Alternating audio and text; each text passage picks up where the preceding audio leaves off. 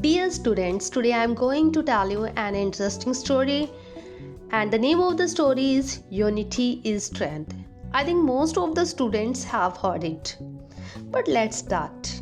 So the story is, there lived an old man who was very rich. He had 5 sons. Though he was rich, he was very sad and worried because his sons always quarreled among themselves. He often wondered what would happen to his wealth after he died. He knew that his sons had no unity among them. That means any outsider could take advantage and take away all their wealth. One day, the man fell ill. He called all his sons. He asked them to bring 10 sticks.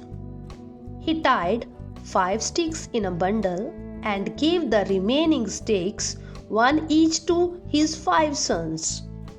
The old man then asked his sons to break the sticks. His sons could break the sticks very easily. Then the old man gave his sons the bundle of 5 sticks and asked them to break it.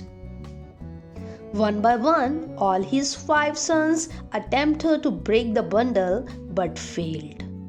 The old man told them that it was easy to break the sticks when were single but difficult when they were together.